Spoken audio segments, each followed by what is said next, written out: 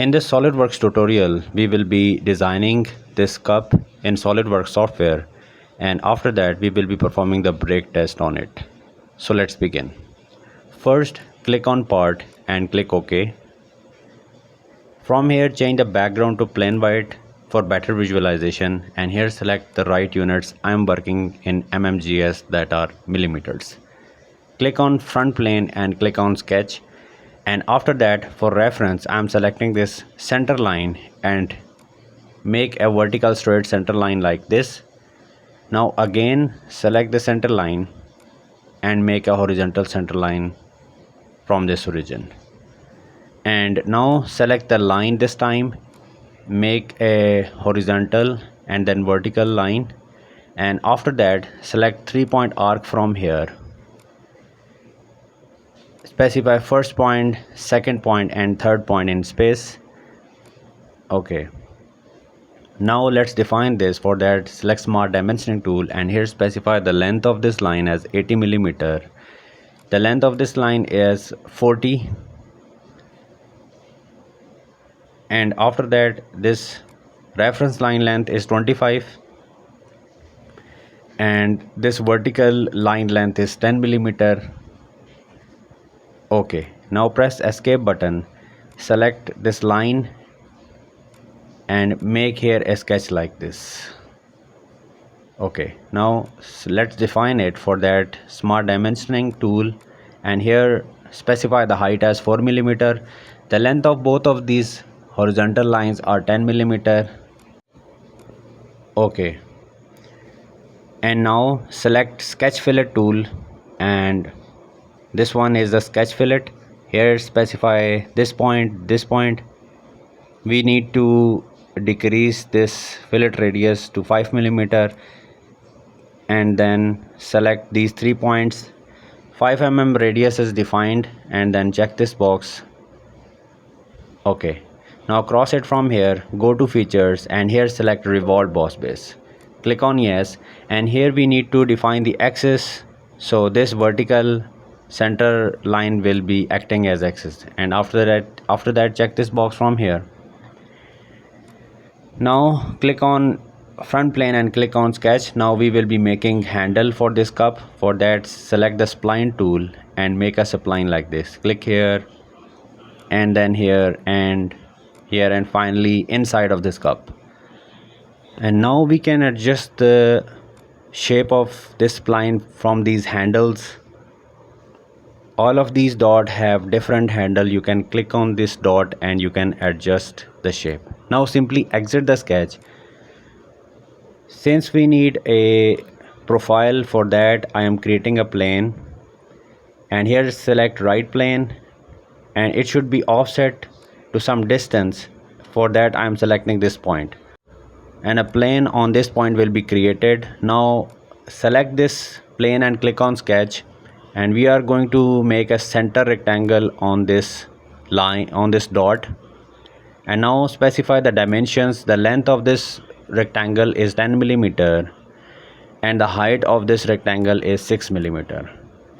Now after defining this, simply exit the sketch from here and go to features, and here select swept boss base, and here we have to define the profile and path. So this rectangle is basically the profile we want, and this spline is the path. So this handle will be created when we check this box from here. Now hide this plane, and now we have to make a shell inside of it. So select here shell and here specify 2.5 millimeter, and then select this face. This is not going to be applied, so here specify 5 millimeter. We need to increase the thickness, and this is fine for now. And now we have to apply some fillet on this edge. So select this edge, not the face, the edge only, and here specify the radius, which is 5 millimeter, and after that check this box from here. And now this geometry is ready and it's available for the simulations. So here enable the SolidWorks simulation and click OK. It will take some time and simulation tab will get enabled. As you can see it from here, it will take time as per your system specifications.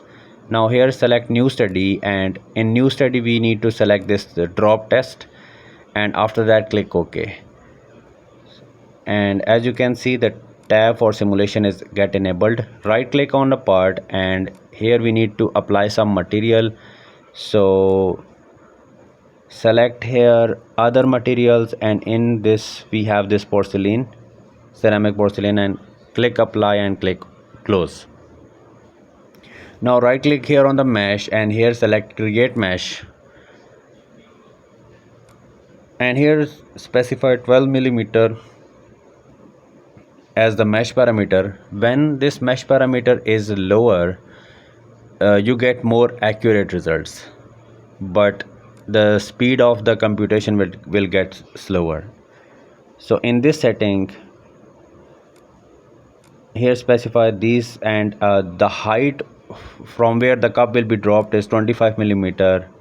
The gravity, here we need to specify a plane, so I'm specifying this right plane, and here specify the direction which you want it to get dropped.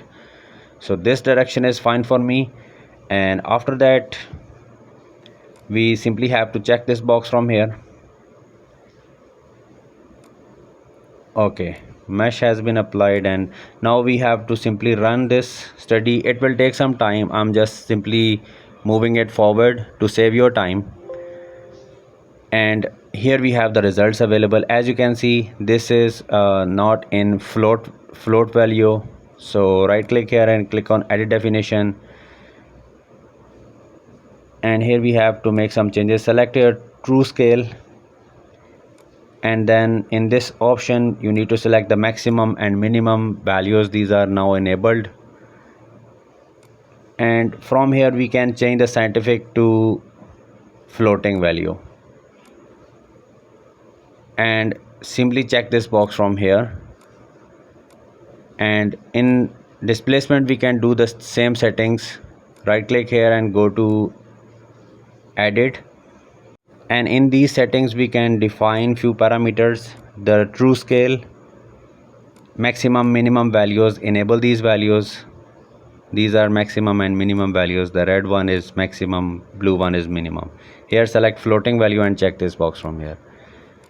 And similarly we can do the same for the strain, but I'm not doing it. Here select animate, and as you can see, this cup will get dropped and get broken from the red highlighted area. And that's how we perform the break test in SolidWorks. So if you find this video helpful guys, then please hit the like button and subscribe to my channel. Thanks for watching.